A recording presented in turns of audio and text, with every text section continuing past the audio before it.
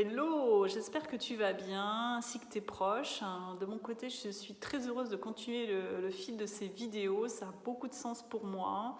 Et j'espère que je t'apporte énormément de valeur à travers les clés que je te partage, qui sont des clés soit de réflexion, soit des clés peut-être de remise en question et des clés d'action concrète. Alors à travers ces vidéos, c'est vrai que je n'ai pas le temps de développer la façon, donc comment tu peux faire les choses. Moi, ce qui m'intéresse, c'est vraiment de ramener de la conscience et de te proposer des clés qui vont te permettre de comprendre peut-être plus le pourquoi faire les choses. Voilà.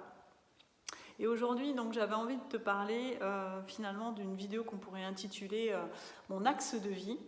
Tout simplement parce que ça me démangeait depuis ce matin finalement de faire cette vidéo là-dessus, parce que j'étais en train de faire le bilan des conversations que j'avais eues avec des clients que j'accompagne à distance et pour qui j'avais créé des structures dans leur quotidien qui étaient bien ancrées déjà dans leur vie.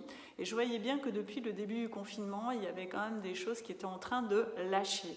Voilà, donc ce que j'observe globalement et l'erreur que beaucoup de personnes font en ce moment compte tenu du contexte, c'est de se relâcher au niveau de ce que moi j'appelle la discipline bienveillante, c'est-à-dire une forme d'hygiène globale de vie, une certaine forme d'hygiène de pensée, et même ça va dépasser ce cadre-là, et je vais venir éclairer ça dans cette vidéo, donc ça va t'apporter énormément de valeur.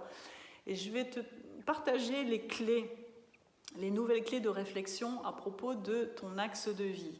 Alors c'est vrai que quand on vit un contexte particulier qui nous demande une adaptation qui n'est pas courante, qui n'est pas ordinaire, et que ce contexte de vie nous met dans des difficultés particulières selon les personnes, ça peut être une demande d'adaptation qui n'est pas ordinaire, qui n'est pas courante, mais qu'on arrive à gérer facilement. Pour certains, en ce moment, il y a comme une énergie de survie qui se met en route et où l'adaptation, elle est colossale pour certains.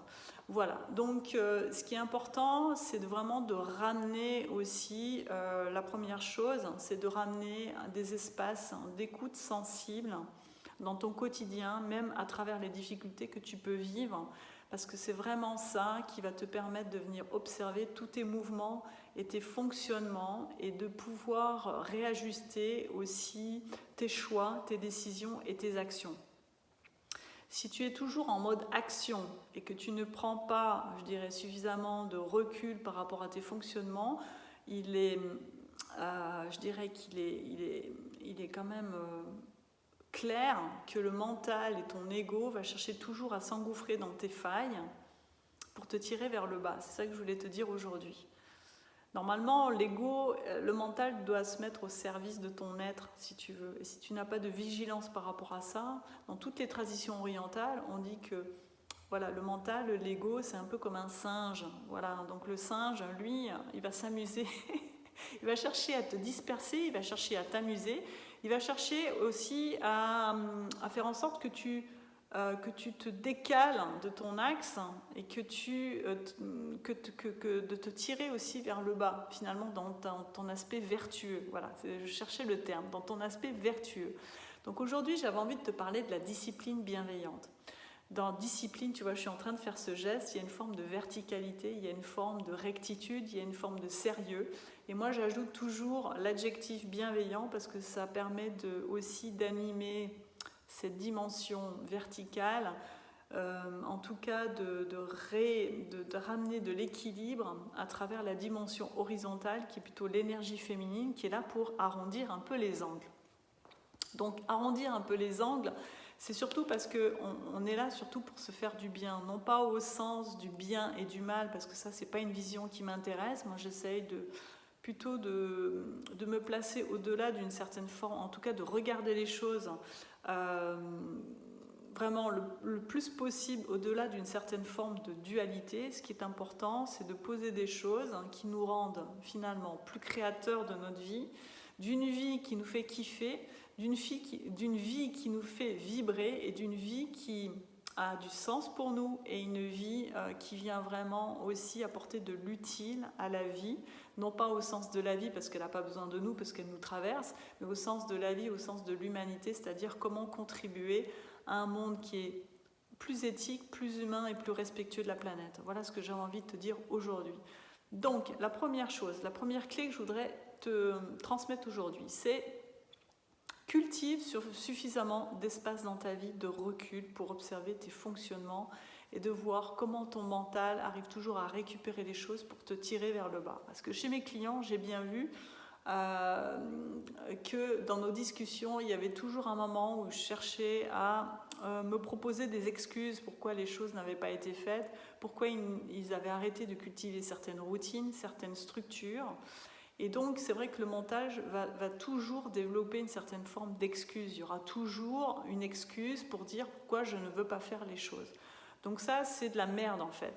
C'est de la merde, il faut arrêter avec ça. Et donc, pour pouvoir observer ça, il faut prendre suffisamment de recul sur nos fonctionnements. Et pour prendre du recul, il faut cultiver des espaces d'écoute. Des espaces où tu ne fais rien, ça ne va pas durer des heures, ça peut durer juste un quart d'heure, 20 minutes. Tu fais ça une fois, 2 fois dans la journée, d'observer un peu ce qui se passe, comme un témoin, tu vois. Ça, c'est la première chose. Ensuite, la deuxième chose, je voulais te dire, c'est super important que tu prennes soin de ton terrain. Qu'est-ce que j'entends par terrain ? Ton terrain, c'est vraiment l'état de ta densité. C'est-à-dire que tu es incarné dans un corps, ton corps, il te sert de véhicule. Sans ce véhicule, tu ne peux rien faire, tu ne peux pas réaliser énormément de choses et tu ne peux pas impacter ce monde. Donc c'est important, et je vois beaucoup d'entrepreneurs qui se relâchent à ce niveau-là, et on parle beaucoup de mindset, mais moi j'ai envie de te parler beaucoup de ton terrain, parce que ton terrain, il va vraiment aussi avoir un impact sur ta façon de penser, sur ton plan émotionnel, sur ta vitalité, sur ta vibration et la façon dont tu vas te rendre créateur de ta vie. Donc c'est super important d'avoir un terrain qui est fort. Donc ton terrain, c'est la façon dont tu entretiens l'état de tes tissus et de tes organes, mais aussi de ta physiologie. Au niveau de ta physiologie, il y a 3 systèmes adaptatifs qui travaillent tous les 3 de concert, qui sont le système nerveux, le système endocrinien et le système immunitaire. Et donc le système immunitaire en ce moment, on n'en parle pas beaucoup. On parle beaucoup de masques, on parle beaucoup de traitements, mais on ne parle pas beaucoup du terrain et du système immunitaire qu'on peut booster, qu'on peut renforcer. Si tu boostes ton terrain, tu vas aussi booster ta vitalité. La vitalité, c'est ce qui va te donner de l'énergie à concrétiser des choses, à concrétiser tes projets. La vitalité, c'est ce qui va aussi créer de la joie. La vitalité, c'est ce qui va créer aussi de la clarté au niveau de ton mental. C'est ce qui va faire que les choses seront peut-être beaucoup plus évidentes, peut-être moins à tourner en rond au niveau de ta réflexion, où tu vas te sentir amené à poser certaines actions de manière beaucoup plus fluide. Donc c'est important de cultiver cette vitalité. Ensuite, il y a ton plan émotionnel et la façon dont tu cultives aussi tes croyances et tes pensées. Les émotions et les pensées sont des vibrations créatrices. Donc, c'est important de voir quel type d'émotions tu te traverses, d'observer ça, de pouvoir les réguler, de pouvoir libérer, d'avoir les outils pour ça, et aussi de voir quel type d'émotions et de pensées tu as envie d'alimenter dans ton quotidien. Moi, je fais toujours le parallèle entre ces vibrations créatrices et la façon dont tu choisis tes vêtements le matin. C'est la même chose avec tes émotions et tes pensées. C'est la même chose que quand tu t'habilles le matin, la façon dont tu vas choisir tes vêtements et les couleurs dont tu as envie de t'habiller. Les pensées et les émotions, c'est exactement la même chose. Est-ce que tu as envie de choisir du rouge ? Est-ce que tu as envie de choisir du bleu ? Est-ce que tu as envie de choisir du vert ? Est-ce que tu as envie de choisir du rose ? Est-ce que tu as envie de choisir plutôt du noir ou du gris ? Voilà. Donc ta responsabilité, elle est vraiment là. D'avoir des outils pour te réguler, pour libérer, pour amorcer des décharges douces qui vont te permettre de te régénérer, qui vont te permettre aussi d'alimenter des émotions qui vont aller beaucoup plus dans le sens de la construction de la vie qui te rend heureux. Et puis les pensées, c'est exactement la même chose. C'est vraiment essayer aussi de dépasser vraiment les limites de ta zonérité et de te rendre vraiment beaucoup plus créateur. Ensuite, l'aspect que je voulais aborder avec toi, et c'est une nouvelle clé, c'est la façon dont tu utilises ton énergie créatrice. Donc l'énergie créatrice, dans les traditions orientales, donc indiennes, on appelle ça le prana. Donc c'est cette énergie en Occident qu'on appelle énergie sexuelle ou libido, qui est cette énergie qui va venir vraiment comment dire, te permettre de soutenir la concrétisation de tes projets qui va te rendre créateur de ta vie. Donc aujourd'hui, pose-toi la question de la façon dont tu utilises ton énergie sexuelle, la façon dont tu la canalises, la façon dont tu la régules et la façon dont tu vas te rendre créateur avec cette énergie. Donc c'est aussi cet aspect que j'avais envie d'aborder avec toi. Ensuite, la dernière clé que j'ai envie de te partager aujourd'hui, c'est le sens de ta vie. Et c'est vraiment peut-être la clé la plus importante, c'est pour ça que je finis là-dessus. Est-ce que tu te poses aujourd'hui la question de ce qui donne du sens à ta vie? Est-ce que tu te poses aujourd'hui la question de la façon dont tu te rends utile à la vie, mais pas au sens de la vie, parce que la vie nous traverse, elle n'a pas besoin de nous, finalement, cette intelligence, mais au sens de l'humanité, la façon dont tu peux contribuer pour un monde plus éthique, plus humain et plus respectueux de la planète. C'est vraiment ça que j'avais envie de te partager aujourd'hui. Et aussi, est-ce que tu vas visiter au fond de toi, finalement, est-ce qu'il y a un rêve au fond de toi, un peu comme une graine qui est restée en dormance pendant des années, peut-être pendant des décennies, un rêve qui t'habite depuis que t'es gosse, depuis que t'es enfant, un rêve que tu n'as jamais eu l'audace de concrétiser. Et ça me fait penser à une citation de Goethe qui dit « Peu importe ce que vous voulez entreprendre aujourd'hui, l'audace a du génie. » Si tu as vraiment un rêve, un truc qui te fait kiffer, un rêve que tu as envie de concrétiser, qui va dans le sens d'un monde plus humain, plus éthique, plus respectueux de la planète, qui va dans ce sens-là, de l'éthique vraiment, et de ta contribution à un nouveau monde, c'est le moment de le concrétiser si tu as l'audace de le faire. Et je vais terminer là-dessus. Donc, en te rappelant les clés que j'avais envie de te partager aujourd'hui. Prends suffisamment d'espace aujourd'hui dans ta vie, de recul pour observer tes fonctionnements et surtout le fonctionnement de ton mental qui, lui, si tu le laisses faire, va toujours chercher à s'engouffrer dans tes fragilités, à te tirer vers le bas. La deuxième chose, c'est prends soin de ton terrain. Prends soin de ton terrain, prends soin de ta vitalité. Ça, c'est la troisième chose. Prends soin de la qualité de tes émotions et de tes émotions. Prends soin de la qualité de tes pensées, ce sont des vibrations créatrices.